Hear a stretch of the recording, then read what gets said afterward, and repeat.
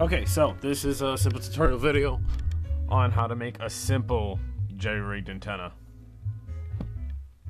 Now, to start off with my location, because it does matter a lot, I live in New York City, and the two radio stations that I usually listen to is 88.3, which is a jazz radio station, and 89.5, which is Seton Hall radio station. They play a lot of rock and metal and, you know, a lot of different types of genres of rock in general. I hate the radio stations in New York. They suck. That's besides the point. Now, if you notice, okay, low frequency, this one is within New York, but I still couldn't pick it up this good.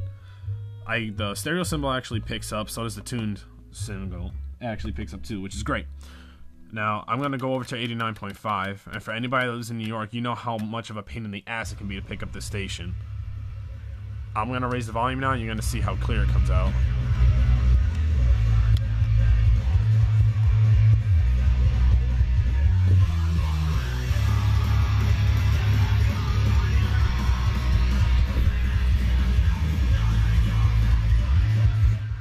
Okay, simple enough. I can actually pick up the low range frequencies great, the mid range frequency great, and the high range frequencies I can pick up much better, but not perfect. However, mid range and low range is usually what you have to worry about more, because it's really easy to pick up high range frequencies. Now, my setup is that I took a Bunny Ears antenna with the loop. This is simple. This thing is like 10 bucks, maybe not even. It might be $7 if you find it. Spread the antennas out. Keep them away from each other. Whatever setup, I have mine up against the wall. If you have some other type of setup because your furniture is different, go ahead and do it.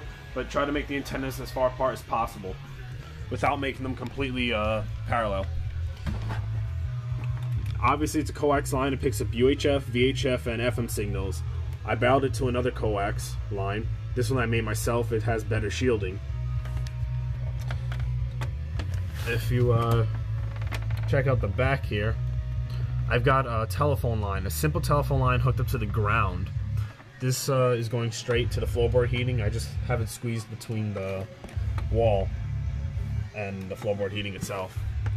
Now, I didn't strip it down to the bare copper, but I did take off the thick jacket, a coat, and I just twisted the wires around a bit. And so far it works. You may not need it all the time, but it's just good to have it anyway, because you never know what type of cross noise will come through another line. Now, you can see what type of radio I have. It's those little, like, doors. It's like a little flap. You gotta push back the lever, and that's how it works. Now, to show you real quick, this is the coax line. I pulled off that cap that goes at the end. This particular coax has this aluminum, like, the shred up aluminum that comes out the jacket. You just make sure it's touching the aluminum at all times to make sure it's not making any contact with the copper wire at all, or any other cables or lines that are nearby, or any other metallic objects. They should just be wrapped around the aluminum jacket itself. Then you just simply plug it back into that door. Make sure it's all the way in. Another thing I would recommend is make sure the copper line that's actually sticking out of the coax is about like half an inch to an inch. Inch might be too big, but leave it about half an inch. That's good. Half an inch so that it can actually go deep inside the radio. No pun intended. I use the telephone line as a ground, and obviously the telephone line is connected to the ground socket. And I can pick up low range frequencies from miles away, and the radio stations that are nearby but are still on low frequencies, they're crystal clear.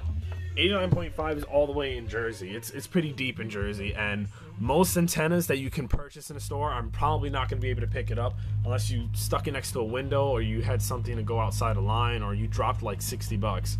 I'm sorry, I'm not about to drop $50 or $60 for some stupid antenna. So you can make this real simple. It will probably run you like $9 altogether, and you can make that coax line yourself. Just look it up on YouTube, or just grab something that's sitting around the house that no one's using, and it'll work great. I love my radio. So yeah, anyway, I hope the video helps you, and hit me back with your comments. Any other questions that you have, I'll try to answer them. And if you've got any information for me that might work better, let me know. Cheers.